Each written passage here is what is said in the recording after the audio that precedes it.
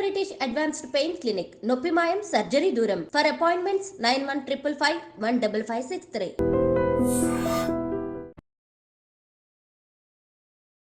నమస్కారం, welcome to I dream. ధర్మ మార్గం విత్ విజిత కార్యక్రమానికి స్వాగతం.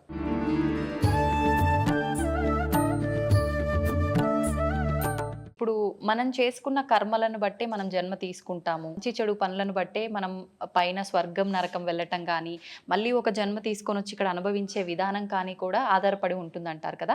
అయితే ఇప్పుడు ఒక మనిషి జీవం కోల్పోయిన తర్వాత ఆత్మ వెళ్తే పైకి వెళ్ళి అక్కడ ఏదో ఒకటి అనుభవిస్తూ ఉండాలి, స్వర్గంలోనో నరకంలోనో. కానీ ఎందుకు ఇలా దుష్ట శక్తుల రూపంలో, ప్రేతాత్మల రూపంలో మన చుట్టుపక్కల ఇప్పుడు మీరు చెప్పినట్టుగా తిరుగుతున్నాయంటారు?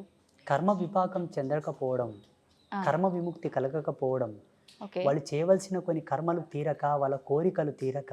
అందుకే సనాతన ధర్మం అన్నీ చెబుతూ కూడా ఒక మాట చెప్పింది. ఏంటి? ఎప్పటికెప్పుడు నువ్వు సత్యం అనే భావన, నేనే సత్యం అనే భావన నువ్వు తెలుసుకో. నువ్వెవరో తెలుసుకో, నువ్వేంటో తెలుసుకో. అంతర్ముఖుడవై ఏ భవబంధములు కూడా శాశ్వతము కాదని, దేని యందు అనురక్తి కలగక, వ్యామోహం కలగక, అన్నిటినీ విసర్జీకృతంతో భావన చేస్తూనే బ్రతుకు.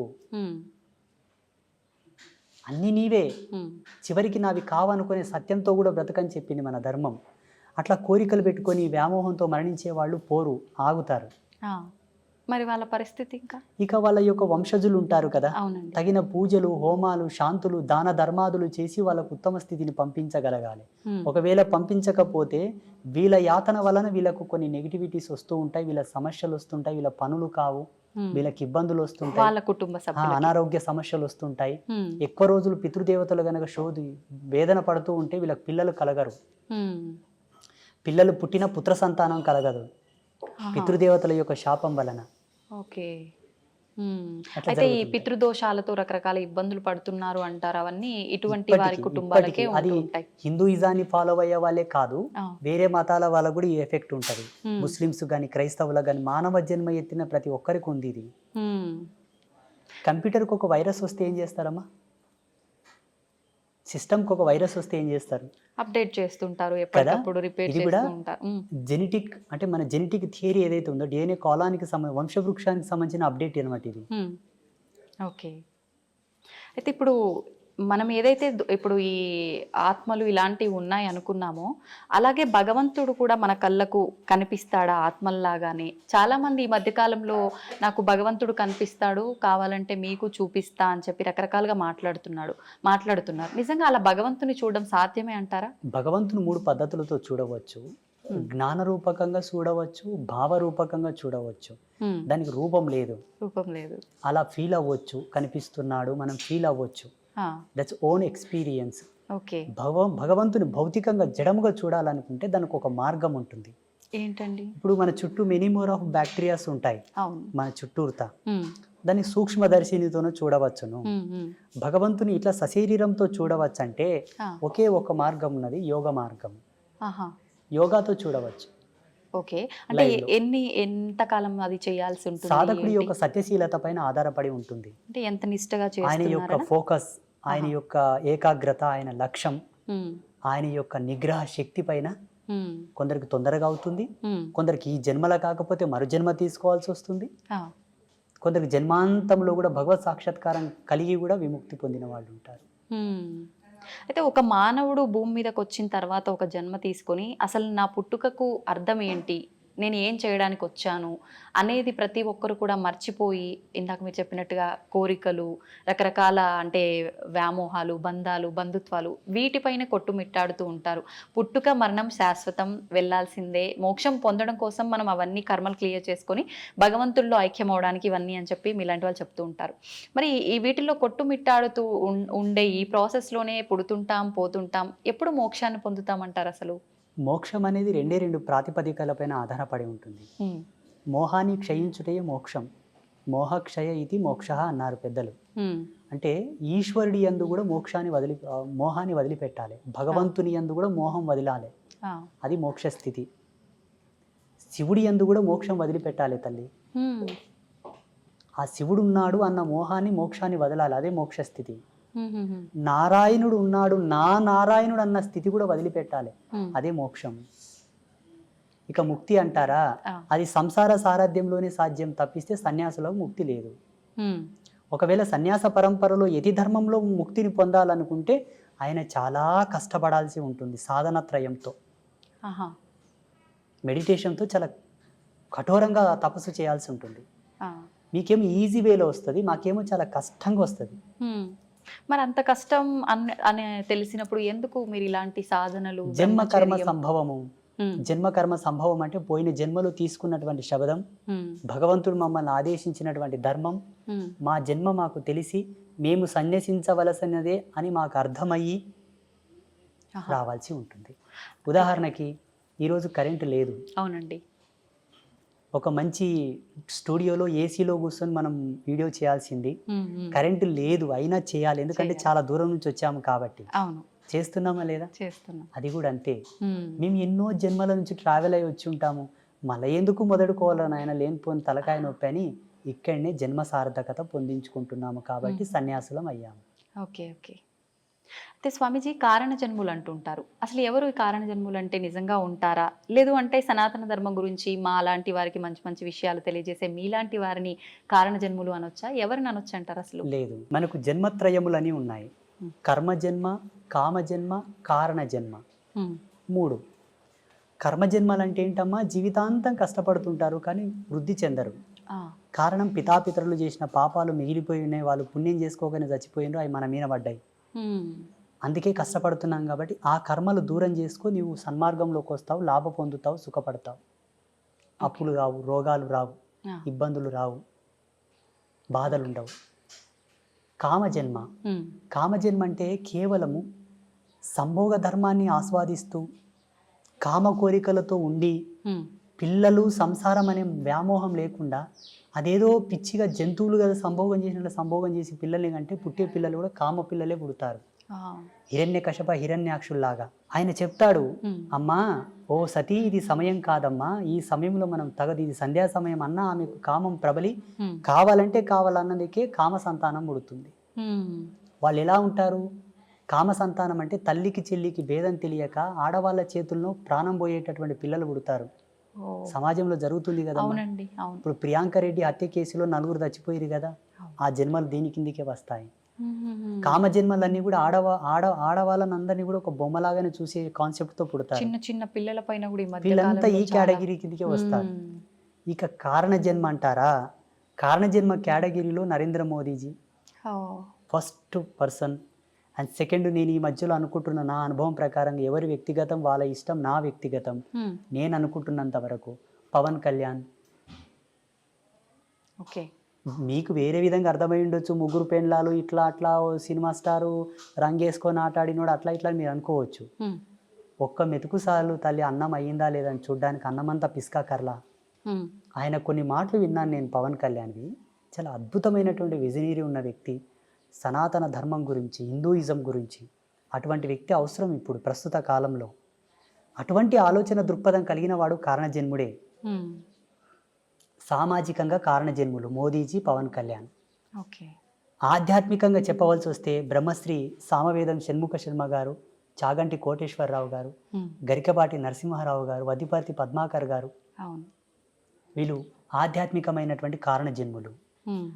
యోగ సంధాన కర్తృత్వంలో కారణజన్ములు అంటే శృంగేరి జగద్గురువులు, ఉమ్. చిన్నజీయర్ స్వామివారు, శ్రీమాన్ చిన్నజీయర్ స్వామివారు, ఇంకా కొంతమంది యతీంద్రులు, యోగులు, సిద్ధపురుషులు, ఉమ్. మఠాధిపతులు, పీఠాధిపతులు అందరూ కూడా యోగ పురుషులు. వాళ్ళు యోగ సంధాన కర్తృత్వంతోనూ వాళ్ళు కారణజన్ములు. ఉమ్. వీళ్ళు భగవత్ సాన్నిధ్యానికి దగ్గరగా ఉన్నవాళ్ళు. వాళ్ళు శివైక్యం చెందిన తర్వాత ఈశ్వరునిలో లీనమయ్యేవాళ్ళు వీళ్ళందరూ. ఓ. ఇది ఫైనల్ స్టేజ్ ఇన్ కారణ జన్మ. ఆహాహా. వీళ్ళందరూ మోక్షం పొందడం ఇంకా అనొచ్చా? వాళ్ళకు మోక్షము ముక్తి లేదమ్మా, చాలా ఫైనల్ స్టేజ్ ఫైనల్ వాళ్ళకి. స్టేజ్. ఓకే. వీటికన్నా పెద్ద స్టేజ్లో ఉన్నారు వాళ్ళు. ఆహా.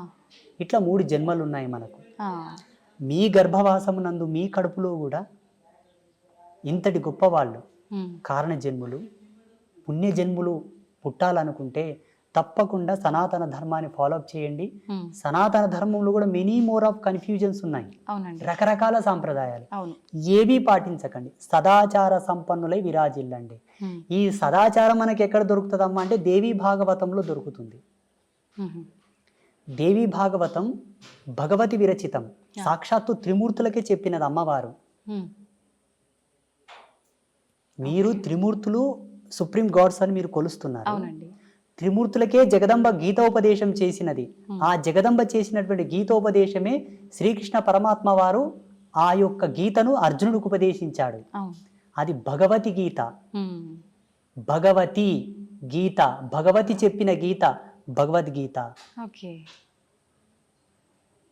అర్థమవుతుందా? అర్థమైందండి. మీకు ఒక ఫోటో నేను పంపిస్తాను, దీని మీద స్క్రీన్ మీద స్క్రోల్ చేయండి. అలాగే కృష్ణ పరమాత్మ జగదంబను చూపుతూ అర్జునునికి గీతోపదేశం చేస్తాడు. ఆ ఫోటో బయటికి రిలీజ్ చేయరు చాలా మంది, ఎందుకంటే పక్షపాతం. అక్కడ స్త్రీమూర్తి హైలైట్ అవుతుంది కదా. అవును అవును. వద్దు, మాకు అది వద్దు. దేవుళ్ళ విషయంలో కూడా పార్షియాలిటీస్. లేకపోతే ఇప్పటికీ ప్రతి సందర్భములో అవును అవును. యజ్ఞమూర్తి ఎవరు, మంత్రతంత్ర అధిష్టాన దేవత ఎవరు, వేదమాత ఎవరు? అమ్మవారి గుళ్ళకు శోభ లేదు తల్లి. దక్షిణ భారతదేశంలో ఉంది, ఎందుకంటే దక్షిణ భారతదేశంలో ఆధ్యాత్మికతకు స్వతంత్రత ఉన్నది కాబట్టి. ఉత్తర భారతదేశంలో ఉన్న శక్తిపీఠాలన్నీ వెలవెలబోతున్నాయి తల్లి. అది నా బాధ. సెంట్రల్ గవర్నమెంట్ గనక అధికారం ఇస్తే భారతదేశంలో శక్తిపీఠాలకు ఉండే వైభవం ఏ దేవాలయానికి ఉండదు. నేను కట్టించి చూపిస్తాను స్వచ్ఛందంగా. అమ్మవారి గుడి అంటేనే ఒక అద్వితీయమైనటువంటి అజరామరమైనటువంటి కళాఖండముల చేత విరాజిల్లేటట్టుగా నేను కట్టిస్తాను. కానీ ఉండాలి. పేరులోనే అర్థం ఉంది కదా, శక్తి పీఠం, అది భూమికి శక్తి. అవునండి. ఎర్త్ ఫిట్ లాగా పనిచేస్తుంది అది. మన భౌగోళికమైనటువంటి ఈ భూప్రపంచాన్ని కంట్రోల్ చేసేటువంటివి. మళ్ళీ అమ్మవారు అందుకే నన్ను పుట్టించిందేమో అనుకుంటాను నేను. నా భావన, నా వ్యక్తిగతమైన భావన, మీ భావన కాదు, నా భావన. చూద్దామండి ఏమవుతుందో. మీరు అన్నట్టుగా ఆలోచించడం కాదు, ప్రతి ఒక్కరు మనసులో ఉన్నదే. ఆడవారిని కొంచెం చిన్న చూపుగా చూస్తుంటారు. ఎవరింట్లో వాళ్ళకే కొంచెం చిన్న చూపు ఉంటుంది. సమానంగా సంపాదించినా, సమానంగా గౌరవం ఇచ్చినా, ఏ రకంగా అయినా కూడా ఉంది. ఇప్పుడు మీరు చెప్పేదాన్ని బట్టి చూస్తే, అంటే ఈ పీఠాలు ఇవన్నీ అయితే మేము రీసెర్చ్ చెయ్యము, తిరిగి చూడం కాబట్టి, అంటే అమ్మవార్ల ఆలయాల పైన కూడా ఇంత వివక్ష ఉంది స్త్రీ అని ఉంది. మీరు ద్వాదశ జ్యోతిర్లింగాల దేవాలయాలు చూడండి. అవును. అష్టాదశ శక్తి పీఠాల దేవాలయాలు చూడండి. అవును, మీకు లైవ్లు ఇప్పుడే కనిపిస్తాయి కదా. పురుష దేవుళ్ళకు సంబంధించిన కాన్సెప్ట్ ని ప్రవచనకర్తలు అలా చెప్పారు. ప్రవచనకర్తలు చెప్పడం ద్వారా ఇప్పుడు జనాలది ఏం తప్పు లేదమ్మా. మాలాంటి వాళ్ళు ఏం చెప్తే అది వింటారు. మీరు ఇంతకుముందు అన్నారు కదా, ఎవరు వచ్చి ఏం చెప్తే అదే వింటారు గురూజీ జనాలు, మరి ఎటు పోవాలి జనాలు అన్నది మీరు అడిగారు చూసారు. అది సత్యమే. అలా వెళ్ళిపోయారు. కానీ వేదాంత తర్క సంవాదం యొక్క మూలం చెప్పన, మంత్రతంత్రాల యొక్క మూలం చెప్పన, అమ్మను ఆశ్రయించిన వాడే ముక్తిని పొందగలడు. ఇది సత్యం. అందుకే కదా త్రిమూర్తులు ఆమె పాదాల అక్కడ పడుతున్నారు. ఇప్పుడు చూడండి, ప్రపంచంలో ఎక్కువ శాతం పురుషులందరూ కూడా స్త్రీలలాగా మారుతున్నారు. స్త్రీలు పురుషుల్లాగా తక్కువ మారుతున్నారు. అవును అవునండి. లింగ మార్పిడి చేసుకొని అధిక సంఖ్యాకులు పురుషులు స్త్రీలలాగా అవుతున్నారా, స్త్రీలు పురుషుల్లాగా అవుతున్నారా? పురుషులే స్త్రీలలా అవుతున్నారు. పురుషుడు యథార్థంకి వస్తున్నాడు కాబట్టి అది సత్యం. కానీ అలా జరగడం మంచిది కాదు. ఇది సృష్టి విరుద్ధమే కదా. విరుద్ధమే. అలా మారకూడదు. ఒకవేళ ఆడపిల్లల యొక్క గుణగణాలతో స్త్రీ యొక్క స్వాభావికంతో ఒక పురుషుడు పుట్టినప్పటికీ సాధ్యమైనంత వరకు 100% వాని మోటివేట్ చేసి వాని ద్వారా ఒక జన్మనిప్పియాలి, వానికి సంసారం ఇవ్వాలి. కానీ ఏదో మహిళలాగా చేష్టలు చేస్తున్నాడని వాని కన్వర్ట్ చేయకూడదు. ఇప్పుడు అందరూ అలాగే అయితే జగత్ సృష్టి ఎట్లా జరగాలి తల్లి? అవునండి. మీకు జన్మనిచ్చిన తల్లిదండ్రులు కూడా ఇట్లా చేసుంటే మీరు పుట్టేవాళ్ళ? అవును అవును. అది మనకు కావాల్సింది. 100% ప్రయత్నం చేయగా కూడా వాళ్ళు మాడలేదంటే ఈశ్వరార్పణంగా చేసేసేయండి, తప్పులేదు. ఇది నా అభిమతం. ఏమంటారు? కరెక్టే అండి. వాస్తవమా కాదా? వాస్తవమే. అది ఎంతసేపు బ్రతికినా మీరు యాంకరింగ్ ధర్మంలో, ఎలక్ట్రానిక్ మీడియా ధర్మంలో వాళ్ళు, సన్యాస ధర్మంలో నేను, సమాజం అంతా కూడా భావి తరాలను దృష్టిలో పెట్టుకొని బ్రతకండి. ఈనాడు మనం చేసింది రేపటి తరాలకు అది ఆచారం అవుతుంది. మా పెద్దలు చేసిండ్రా మేము తీసేయం దీనిని అంటారు డైరెక్ట్. చేసేటప్పుడే ఆచితూచి చెయ్యండి. అంతే. ఇంకోటి, మన మీడియా ద్వారా అందరికి నేను ఒక రిక్వెస్ట్, చెప్పండి, ప్రకృతిని కాపాడండి ప్లీజ్. నిజంగా ఇది అందరికీ చాలా ముఖ్యం. ప్రకృతిని కాపాడండి. ప్రకృతిని కాపాడడంలో ఒక మంచి టిప్ చెప్తాను మీకు. మీ పిల్లల పుట్టినరోజులున్నా, మీ పుట్టినరోజులున్నా, మీ పెద్దల యొక్క తద్దినాలున్నా, దినకర్మలున్నా, ఏదన్నా ఫ్రీ ప్లేస్ ఉంటే అది రోడ్డు పక్కన అక్కడిక్కడ కాకుండా ప్రతి ఒక్కరు ఒక 10 చెట్లను నాటండి. అవును. అవసరం ఉంటే తప్ప చెట్లు కొట్టొద్దు. అవసరం ఉంటే తప్ప కొండలు, గుట్టలు, పర్వతాల జోలికి వెళ్ళవద్దు. అవసరం ఉంటే తప్ప ఆనకట్టలు కట్టవద్దు. ఎక్కడికక్కడ నీళ్ళని ఫ్లో చేసి పెట్టకండి. విదేశాలలో ఉన్న ఆనకట్టలను కూల్చివేస్తున్నారు ఇప్పుడు. అవునండి.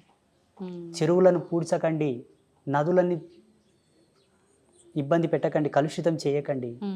నేచర్ మనకు సహజ సిద్ధంగా ఇచ్చినటువంటి అమృత తుల్యముని వల్ల మనం పాడు చేసుకుంటే భావితరాల్లో బ్రతకలేము. ఆల్రెడీ ఇప్పటికే చాలా పొల్యూషన్ అయిపోయింది, ప్రకృతి చాలా పాడైపోయింది, దానివల్ల రకరకాల అనారోగ్య పరిస్థితులు కూడా ఏర్పడ్డాయి. ఒక దౌర్భాగ్యం చెప్పనా, నదులను దేవతలుగా పూజించే మన దేశంలో నదులన్నీ కలుషితమయ్యాయి. నది యొక్క విలువ తెలియని దేశంలో అయితే ప్యూర్ ఉన్నాయి, మళ్ళీ ఆ నీళ్లు తాగడానికి కూడా పనికిరావు. ఇది దౌర్భాగ్యం భారతదేశంలో. ఇలా కావడానికి కారణం ఏంటో తెలుసా, సనాతన ధర్మం ఇంకా కూడా స్వతంత్రతను పుంజుకోలేదు అనుకుంటాను నేను. సనాతన ధర్మానికి స్వేచ్ఛ లేదని అనుకుంటాను నేను. ఉండగలిగితే ఈ నదులెందుకు ఇట్లా కలుషితం అవుతాయి, ఆ దేవాలయాల మీద ఎందుకు దాడి జరుగుతుంది? అవునండి. జగదంబ నాకు ఒక అవకాశం ఏమని చెప్పండి, అమ్మవారిని. తప్పకుండా అండి, కోరుకుందాం అందరం. మీరు కోరండి, నేను అడిగితే ఇవ్వట్లేదు. అవునా? మీ అంతటి సాధువులు అడిగితేనే ఇవ్వలేదు, నేను అడిగితే ఇస్తుందంటారా? నీకెందుకురా వెళ్ళా, నువ్వు ఊక నాతో జపం చేసుకొని కూసరా అంటది అమ్మ. అవునా? బహుశా మీలాంటి వాళ్ళు అడిగితే ఇవ్వచ్చేమో. నాకు గనక అమ్మవారు అవకాశం ఇస్తే నేను ఏం చేస్తానో తెలియనా? చెప్పండి. గోవుని జాతీయ జంతువుగా ప్రకటిస్తాను. సెకండ్, ఈ భారతదేశంలో ఉండేటటువంటి సహజ వనరులు, జీవనదులు, పర్వతాలు, అరణ్యములనన్నిటినీ కూడా ధర్మమూర్తుల యొక్క ఆధీనంలో ఉండేటట్టుగా రాస్తాను. ఎందుకంటే ధర్మమూర్తులకంతా దూరదృష్టి కలిగి ఉంటుంది. నదుల్లో కలుషితాలు కలవనివ్వరు, చెట్లని కొండల్ని కొట్టనివ్వరు, ఆపుతారు. ఎందుకంటే పర్వతాలను పూజిస్తాం మనం, చెట్లను పూజిస్తాం మనం, నదులను పూజిస్తాం కాబట్టి వాటి జోలికి వెళ్ళనియరు. ప్రసిద్ధ పీఠాలు ఉన్నాయి, శృంగేరి జగద్గురువులు ఉన్నారు, పెద్ద పెద్ద పీఠాధిపతులు ఉన్నారు. ఆ ప్రదేశం అంతా కూడా వీరి ఆధీనం ఉంచేటట్టుగా నేను చట్టం తీసుకొస్తుంటే, దీన్ని అంతా నువ్వు కంట్రోల్ చేయాలని చెప్తుంటే. ఇప్పుడు మీరు చేసే ఈ సాధనలు వీటన్నిటి వల్ల ఈ మార్పులు సాధ్యం కావంటారా? ఖచ్చితంగా చట్టం చేతిలో ఉండాలంటారా? 100% సాధ్యం అవుతుంది. కాకపోతే సామాజికమైన మర్యాదలు కొన్ని ఉన్నాయి కాబట్టి. వెనకతలకు ఒక స్వామీజీ, నాలాంటి స్వామీజీ ఒక యజ్ఞం చేసి యజ్ఞశక్తిని ధారపోశాడు, లోక వినాశనం అవుగాక అని. అందులో వాళ్ళ శిష్యులు కూడా ఉన్నారు, వాళ్ళు కూడా పోయారు. అంత జ్ఞానం తెలిసిన ఆయన కూడా అక్కడ తప్పు. ఈ తపస్సులు, మంత్రబలము, మంత్ర ప్రయోగములు కూడా కొన్ని ధర్మాలతో చేయబడతాయి కాబట్టి ఎలా చేద్దామన్నా అందులో అందరూ ఉంటారు. అది కదా వచ్చింది ముప్పు, ముందు వెనక ఆలోచించాల్సి. అది అశ్వత్థామ కదా బ్రహ్మాస్త్రాన్ని ప్రయోగించాడు కానీ వెనక్కి తీసుకోవడం తెలియదు ఆయన. అట్లా ఎన్నో మూలాలు బతికే ఉన్నాడంటారు. ఇది నిజమేనా అండి? మీరు ఒకవేళ హిమాలయస్లో ఒక సిటీ ఉంది, ఒక ప్లేస్ ఉంది, అక్కడికి వెళ్తే ఆయనతో మీరు ఫోటో కూడా దిగవచ్చు, సెల్ఫీ. నిజమా? -60 degrees సెల్సియస్లో చలి ఉంటుంది అక్కడ, -60. మరి ఒకవేళ వెళ్తామంటే కెమెరామ్యాన్ మీరు వెళ్ళండి. అది ఎలా సాధ్యపడుతుంది అంటారు? గడ్డగట్టి పోము అక్కడే అడుగు పెట్టిన దగ్గర లేరు అనడానికి అవకాశం లేదు. సప్త ఋషులు ఉన్నారు, యోగ పురుషులు, సిద్ధ పురుషులు, మహావతార్ బాబాజీ కూడా ఉన్నారు ఇప్పటికీ. చాలా మంది యతీంద్రియులు, సిద్ధ పురుషులు ఉన్నారు. లేరు అని మీరు కొట్టిపాడేయకూడదు, ఎందుకంటే మీకు అనుభవం లేదు, మీరు చూడలేదు. మేము చూసాము కాబట్టి ఉన్నారని చెప్తున్నాము. వాళ్ళని ఇక్కడికి తీసుకొస్తామంటే తీసుకొస్తాము. ఈ యొక్క తపోజ్వాలకు తట్టుకొని ఉండే శక్తి ఈ మానవాళికి లేదు. పిట్టలు రాలిపోయినట్టు రాలిపోతుంటారు వాళ్ళు వస్తూ ఉంటే. అది సత్యం. అంతటి ఎనర్జీ ఉంటుంది వాళ్ళ స్పిరిచువల్ ఎనర్జీ. సంతోషం అండి, చాలా మంచి మంచి విషయాలు అయితే మా అందరికీ తెలియజేశారు. మరొక మంచి ఎపిసోడ్లో ఇంకా కొన్ని విషయాలు మీతో మాట్లాడాలని ఆశిస్తున్నాను. ధన్యవాదాలండి. ఐ డ్రీమ్ మీడియా ప్రేక్షకులకు అందరికీ ఒక సన్యాసిగా, ఒక బ్రహ్మచారిగా మా యొక్క ఆశీస్సులు. ధర్మం పట్ల నిలబడండి, ధర్మాన్ని కాపాడండి. ధర్మం తల్లి వంటిది. మన తల్లి మనకెంతో ముఖ్యమో ధర్మం అంతే ముఖ్యం. ధర్మం అంటే హిందూయిజం కాదండి, ప్రకృతి. ప్రకృతి మానవాళికి ఉపయుక్తమైనటువంటి ఆచారం, రూల్స్, వీటన్నిటిని కాపాడితే భావితరాలకు మనం ఇచ్చిన వాళ్ళం అవుతాం. దయచేసి మా మొరను ఆలకించండి. లోకా సమస్త సుఖినో భవంతు. శుభం భవతు.